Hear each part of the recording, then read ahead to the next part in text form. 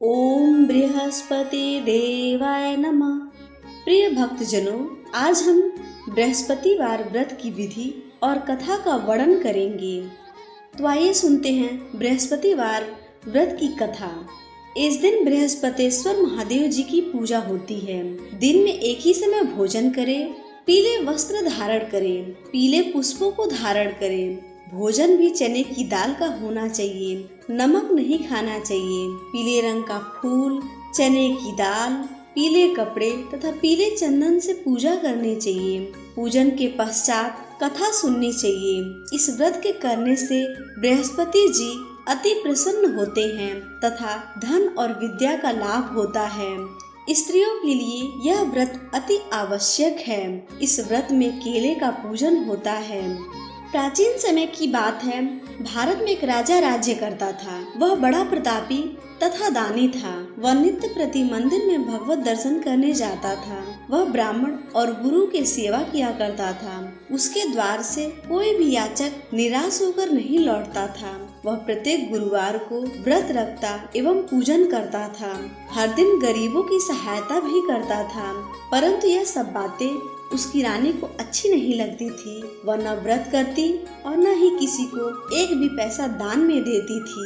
वह राजा से भी ऐसा करने को मना किया करती थी। एक समय की बात है कि राजा शिकार खेलने वन को चले गए। घर पर रानी और दासियां थीं। उस समय भगवान बृहस्पति देव साधु का रूप धारण कर राजा के दरवाजे पर भिक्षा मांगने आए। साधु ने रानी से भिक्षा मांगी तो वह कहने लगी, हे साधु महाराज, मैं इस दान पुण्य से तंग आ गई हूँ। इस कार्य के लिए तो मेरे पति देव ही बहुत हैं। अब आप ऐसी कृपा करें कि मेरा सारा धन नष्ट हो जाए तथा मैं आराम से रह सकूं। साधु रूपी बृहस्पति देव ने कहा, हे देवी, तुम बड़े विचित्र हो। संतान और धन से कोई दुखी नहीं होता, इसको सभी चाहते हैं। पापी भी पुत्र और धन की इच्छा करता है। अगर तुम्हारे पास अधिक धन है तो भूखे मनुष्यों को भोजन कराओ, प्याऊ लगवाओ, ब्राह्मणों को दान दो, धर्मशाला बनवाओ, कुआं, तालाब, बावड़ी, बाग बगीचे आदि का निर्माण कराओ तथा निर्धन कुंवारी कन्याओं का विवाह कराओ, साथ ही यज्ञ आदि कराओ। इस प्रकार के कर्मों से आपके कुल का और आपका नाम परलोक में भी सार्थक होगा। तुम्हें भी स्वर्ग की प्राप्ति होगी। परंतु रानी साधु की इन सब बातों से खुश नहीं हुई। उसने कहा, हे साधु महाराज, मुझे ऐसे धन की आवश्यकता नहीं जिसको मैं अन्य लोगों में दान देती फिरूं तथा जिसको रखने और संभालने में मेरा ही सारा समय नष्ट हो जाए। साधु ने कहा, हे देवी, यदि तुम्हारी ऐसी इच्छा है तो जैसे मैं तुम्हें बताता हूँ तुम वैसे ही करना। बृहस्पतिवार के दिन घर आंगन को गोबर से लीपना, अपने केसों को पीली मिट्टी से धोना, केसों को धोते समय स्नान करना, राजा से कहना वह हजामत करवाए, भोजन में मांस मदिरा खाना, कपड़ा धोबी के यहाँ धुलने डालना। इस प्रकार 7 बृहस्पतिवार करने से तुम्हारा सारा धन नष्ट हो जाएगा। यह कहकर साधु महाराज रूपी बृहस्पति देव अंतर्ध्यान हो गए। रानी ने साधु के कहे अनुसार 7 बृहस्पतिवार तक वैसे ही करने का विचार किया। साधु के बताए अनुसार कार्य करते हुए केवल 3 बृहस्पतिवार ही बीते थे कि उसकी समस्त धन संपत्ति नष्ट हो गई। भोजन के लिए दोनों समय परिवार तरसने लगा तथा सांसारिक भोगों से दुखी रहने लगा। तब राजा रानी से कहने लगा कि हे रानी, तुम यहीं रहो, मैं दूसरे देश को जाता हूँ, क्योंकि यहाँ पर मुझे सभी मनुष्य जानते हैं, इसलिए मैं यहाँ कोई काम नहीं कर सकता। अब मैं परदेश जा रहा हूँ, वहाँ कोई काम धंधा करूँगा, शायद हमारे भाग्य बदल जाए। ऐसा कहकर राजा परदेश चला गया। वह जंगल से लकड़ियाँ काट कर लाता और शहर में बेचता। इस तरह वह जीवन व्यतीत करने लगा। इधर राजा के बिना रानियां और दासियां दुखी रहने लगी। किसी दिन भोजन मिलता और किसी दिन जल पीकर ही रह जाती। एक समय रानी और दासी को 7 दिन बिना भोजन के व्यतीत करने पड़े। तो रानी ने अपनी दासी से कही, हे दासी, यहाँ पास के नगर में मेरी बहन रहती है, वह बड़ी धनवान है, तू उसके पास जा और वहाँ से 5 सेर बेझर मांग कर ले आ, जिससे कुछ समय के लिए गुजारा हो जाएगा। दासी रानी के बहन के पास गई। रानी की बहन उसने पूजा कर रही थी। बृहस्पतिवार का दिन था। दासी ने रानी की बहन से कहा, हे रानी, मुझे आपकी बहन ने भेजा है, मुझे 5 सेर बेझर दे दो। दासी ने यह बात अनेक बार कही, परंतु रानी की बहन ने कोई उत्तर नहीं दिया, क्योंकि वह उस समय बृहस्पतिवार की कथा सुन रही थी। जब दासी को रानी की बहन से कोई उत्तर नहीं मिला तो वह बहुत दुखी हुई। उसे क्रोध भी आया। वह लौटकर रानी से बोली, हे रानी, आपकी बहन बहुत ही घमंडी है। वह छोटे लोगों से बात भी नहीं करती। मैंने उससे कहा तो उसने कोई उत्तर नहीं दिया। मैं वापस चली आई। रानी बोली, हे दासी, इसमें उसका कोई दोष नहीं। जब बुरे दिन आते हैं तब कोई सहारा नहीं देता। अच्छे बुरे का पता विपत्ति में ही लगता है। जो ईश्वर की इच्छा होगी वही होगा। यह सब हमारे भाग्य का दोष है। उधर रानी की बहन ने सोचा कि मेरी बहन की दासी आई थी, परंतु मैं उससे नहीं बोली, इससे वह बहुत दुखी हुई होगी। अतः कथा सुन और विष्णु भगवान का पूजन समाप्त कर वह अपनी बहन के घर आई और कहने लगी, हे बहन, मैं बृहस्पतिवार का व्रत कर रही थी। तुम्हारी दासी हमारे घर गई थी, परंतु जब तक कथा होती है तब तक हम लोग न उठते हैं और न बोलते हैं, इसलिए मैं नहीं बोली। कहो दासी, क्यों गई थी? रानी बोली, बहन, हमारे घर अनाज नहीं था। वैसे तुमसे कोई बात छिपी नहीं है, इस कारण मैंने दासी को तुम्हारे पास 5 सेर भेजर लेने के लिए भेजा था। रानी की बहन बोली, बहन देखो, बृहस्पति भगवान सबकी मनोकामनाएं पूर्ण करते हैं। देखो, शायद तुम्हारे घर में ही अनाज रखा हो। यह सुनकर दासी घर के अंदर गई तो वहाँ उसे एक घड़ा बेझर का भरा मिल गया। उसे बड़ी हैरानी हुई, क्योंकि उसने एक एक बर्तन देख लिया था। उसने बाहर आकर रानी को बताया। दासी अपनी रानी से कहने लगी, हे रानी, देखो, वैसे जब हमको अन्न नहीं मिलता तो हम रोज ही व्रत करते हैं। अगर इनसे व्रत की विधि और कथा पूछ ली जाए तो हम भी क्या करेंगे। दासी के कहने पर रानी ने अपनी बहन से बृहस्पतिवार व्रत के बारे में पूछा। उसकी बहन ने बताया, हे रानी बहन, बृहस्पतिवार को सूर्योदय से पूर्व उठकर स्नान करके बृहस्पतिवार का व्रत करना चाहिए, लेकिन उस दिन सिर नहीं धोना चाहिए। बृहस्पतिवार के व्रत में चने की दाल और मुनक्का से भगवान विष्णु के केले के वृक्ष की जड़ से पूजन करें तथा दीपक जलावे। उस दिन एक समय ही भोजन करें। भोजन पीले खाद्य पदार्थ का करें तथा कथा सुने। इस प्रकार करने से गुरु भगवान प्रसन्न होते हैं, अन्न पुत्र धन देते हैं। इस तरह व्रत और पूजन की विधि बताकर रानी की बहन अपने घर लौट आई।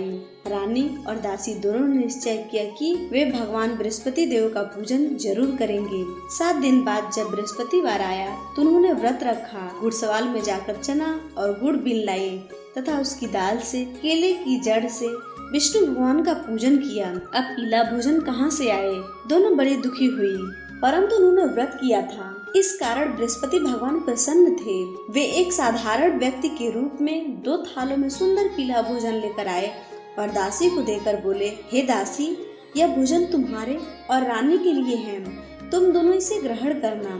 दासी भोजन पाकर बड़ी प्रसन्न हुई और रानी से बोली, रानी जी, भोजन कर लो। रानी को भोजन आने के बारे में कुछ नहीं पता था, इसलिए वह दासी से बोली, जा तू ही भोजन कर, क्यों तू हमारी व्यर्थ में हंसी उड़ाती है। दासी बोली, अभी एक व्यक्ति भोजन दे गया है। रानी कहने लगी, वह भोजन तेरे लिए दे गया है, तू ही भोजन कर। दासी ने कहा, वह व्यक्ति हम दोनों के लिए 2 थालों में भोजन दे गया है, इसलिए मैं और आप दोनों ही साथ साथ भोजन करेंगी। फिर दोनों ने गुरु भगवान को नमस्कार कर भोजन करना प्रारंभ किया।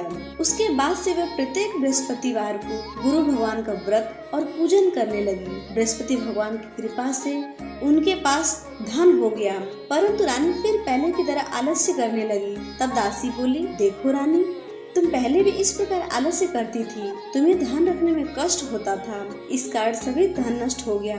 अब गुरु भगवान की कृपा से धन मिला है तो तुम्हें फिर आलस्य होता है। बड़ी मुसीबतों के बाद हमने यह धन पाया है, इसलिए हमें दान पुण्य करना चाहिए। भूखे मनुष्यों को भोजन कराओ, प्याऊ लगवाओ, ब्राह्मणों को दान दो, कुआं, तालाब, बावड़ी आदि का निर्माण कराओ, मंदिर पाठशाला बनवाकर दान दो, निर्धन कुंवारी कन्याओं का विवाह कराओ, धन को शुभ कार्यों में खर्च करो, जिससे तुम्हारे कुल का यश बढ़े और स्वर्ग की प्राप्ति हो और पिता प्रसन्न हो।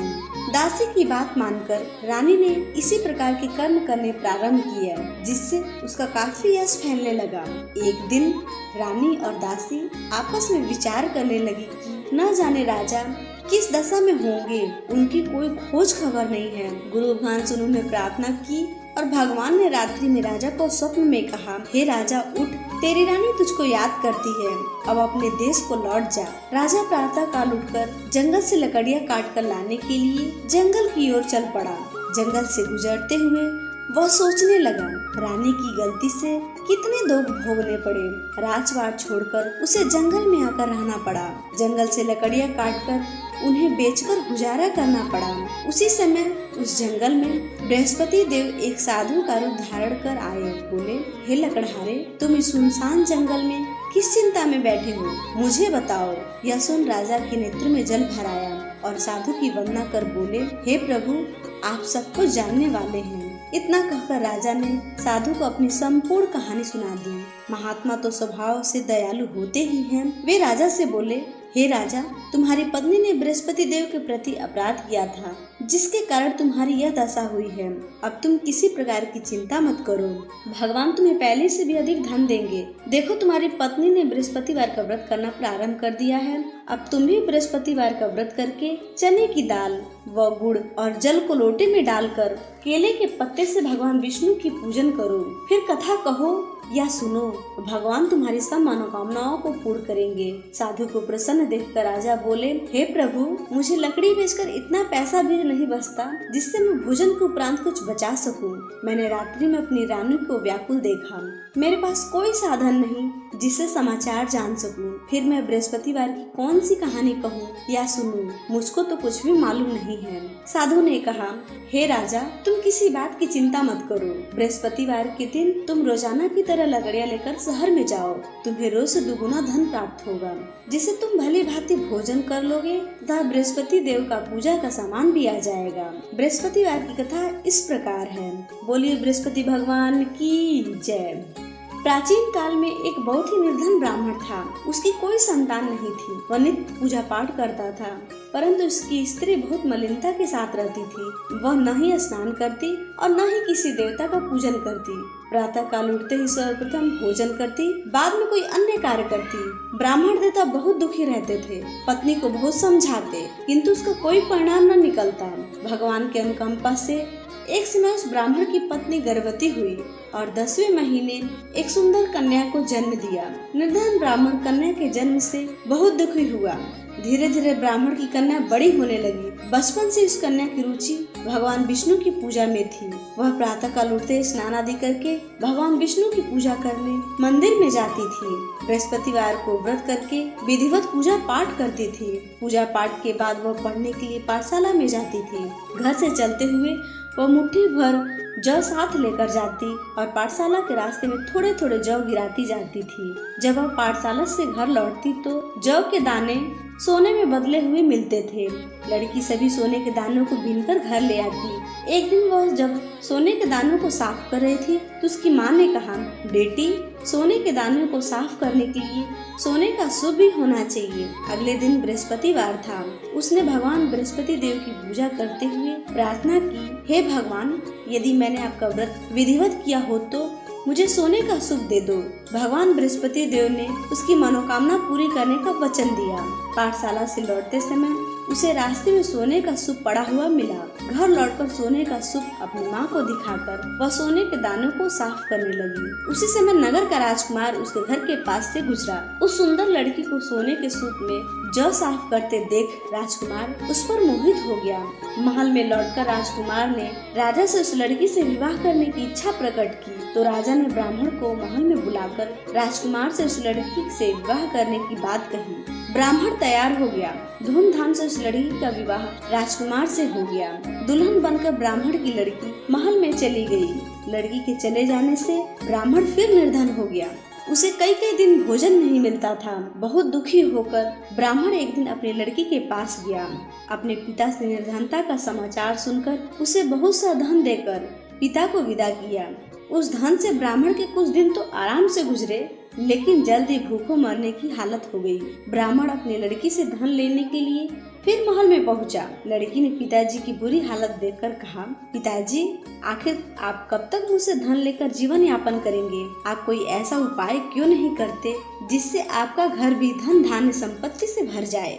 ब्राह्मण ने कहा, मैंने तेरी माँ को बहुत समझा लिया पर उसकी समझ में कुछ नहीं आता। उसका फूहड़पन नष्ट हो, तब तो घर की निर्धनता दूर हो जाए। तब कुछ सोचकर लड़की ने पिताजी से कहा, पिताजी आप कुछ दिनों के लिए माताजी को मेरे पास छोड़ जाओ। तब कुछ सोच समझकर ब्राह्मण पत्नी को लड़की के पास महल में छोड़ आया।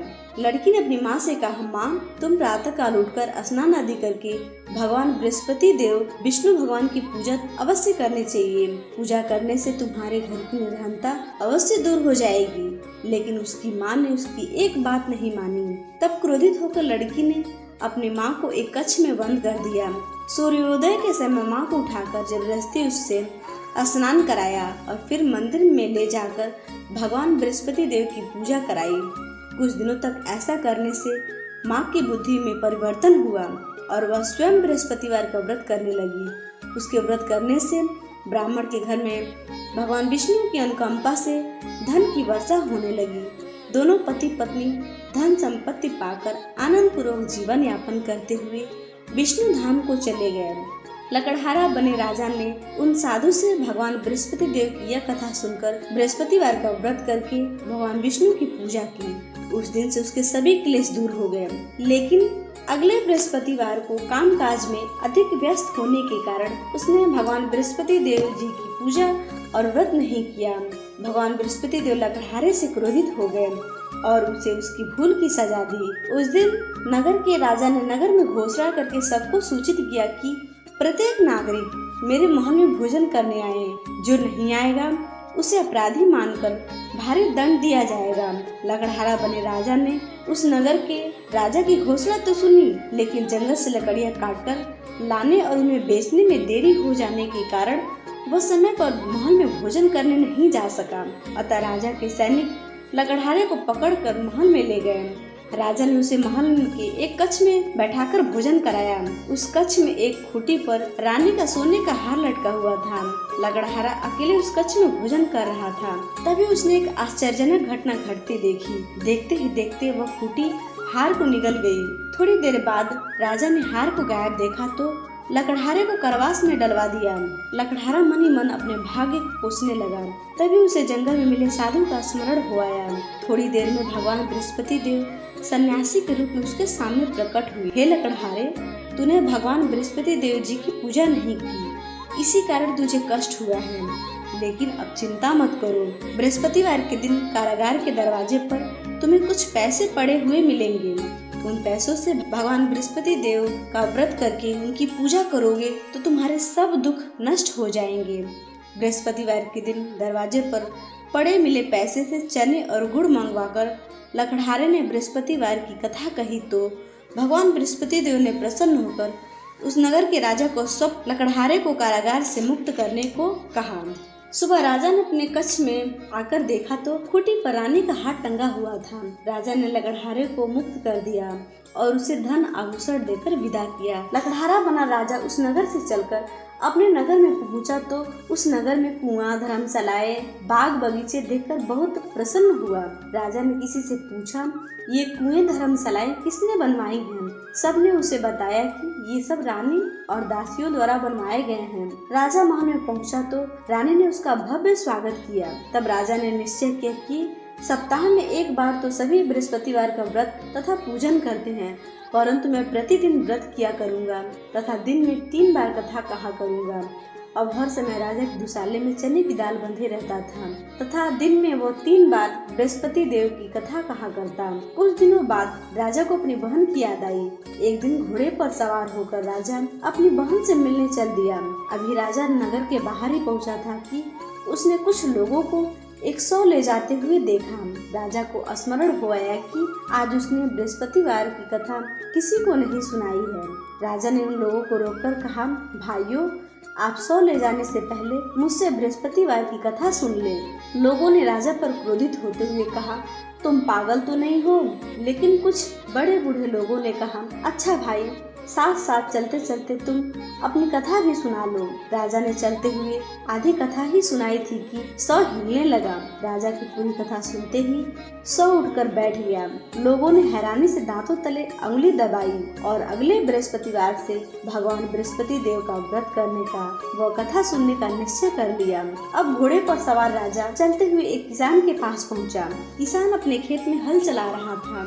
राजा ने कहा, अरे भाई, मुझसे बृहस्पतिवार की कथा सुन लो। किसान झुंझलाकर बोला, अरे भाई, देख नहीं रहे, जितनी देर में तुम्हारी कथा सुनूंगा उतनी देर में पूरे खेत में हल चला लूंगा। राजा निराश होकर चलने लगा। तभी किसान के बैल लड़खड़ाकर जमीन पर जा गिरे। किसान के पेट में भी जोरों का दर्द होने लगा। उस किसान की पत्नी जब खाना लेकर आई तो उसने किसान से इसके बारे में पूछा। किसान ने घुड़सवार की पूरी कथा सुनाई। किसान की पत्नी दौड़ते हुए राजा के पास पहुंचकर हाथ जोड़कर बोली, भैया, मैं तुम्हारी कथा सुनने को तैयार हूँ। राजा ने उसके साथ खेत पर पहुंचकर बृहस्पतिवार की कथा सुनाई। तभी बैल खड़े हो गए।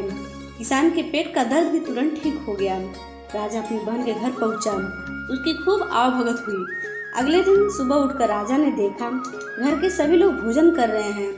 किसी भूखे मनुष्य को बृहस्पतिवार की कथा सुनाए बिना राजा भोजन नहीं करता था। उसने बहन से कहा, बहन, क्या घर में कोई ऐसा व्यक्ति है जिसने अभी तक भोजन न किया हो? उसकी बहन बोली, भैया, हमारे घर में तो क्या, आपको पूरे नगर में ऐसा कोई व्यक्ति नहीं मिलेगा जिसने सुबह सुबह भोजन नहीं किया हो। तब राजा ने बहन के घर से निकलकर उस नगर में बिना भोजन किए व्यक्ति की तलाश की। एक गडरिये के घर में उसका बेटा बीमार होने के कारण भूखा रह गया था। राजा ने उसको जाकर बृहस्पतिवार की कथा सुनाई। कथा सुनते ही गडरिये का बेटा बिल्कुल ठीक हो गया। सबने राजा की बहुत ही प्रशंसा की। एक दिन राजा ने अपनी बहन से कहा, बहन, अब हम अपने घर जाना चाहते हैं, तुम भी हमारे साथ चलो, कुछ दिन वहाँ रहकर लौट आना। राजा की बहन अपनी सास से पूछा तो सास ने ताने देते हुए कहा, बहू, मायके जाना हो तो अकेली जाना, मेरे पोतों को नहीं ले जाना। तुम्हारे भाई कोई संतान नहीं है, कहीं तुम्हारी भाभी मेरे पोतों पर जादू टोना न कर दे। दूसरे कक्ष में बहन की सास की बातें सुनकर राजा दुखी मन से अकेले ही लौट आया। रानी ने राजा से कहा, आप तो अपनी बहन को साथ लाने की बात कहकर गए थे, फिर अपनी बहन को साथ क्यों नहीं लाए? तब राजा ने दुखी होते हुए कहा, रानी, हम निसंतान हैं, इसलिए कोई हमारे घर आना पसंद नहीं करता।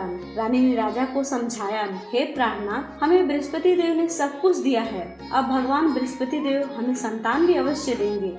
बृहस्पतिवार को विधिवत व्रत करते हुए राजा रानी ने भगवान बृहस्पति देव से संतान के लिए प्रार्थना की। कुछ दिनों के बाद उन्होंने स्वप्न में दर्शन देते हुए कहा, हे राजन, तेरी मनोकामना अवश्य पूरी होगी। एक सप्ताह बाद ही रानी गर्भवती हो गई। 10वें महीने रानी ने एक सुंदर पुत्र को जन्म दिया। राजा रानी जीवन पर्यंत बृहस्पतिवार का व्रत करते रहे। उनके घर में धन की वर्षा होती रही। इस तरह आनंद पूर्वक जीवन यापन करते हुए राजा रानी भगवान बृहस्पति देव की अनुकंपा से मोक्ष को प्राप्त करके सीधे वैकुंठ धाम पहुंच गए। बृहस्पतिवार को विधिवत व्रत करके जो स्त्री पुरुष भगवान विष्णु की पूजा करते हैं, भगवान उनकी सभी मनोकामनाओं को पूर्ण करते हैं। बोलिए बृहस्पति भगवान की जय, लक्ष्मी मैया की जय। दोस्तों, आपको ये वीडियो पसंद आई हो तो इसे लाइक करें, शेयर करें और हमारे चैनल को सब्सक्राइब जरूर करें। धन्यवाद।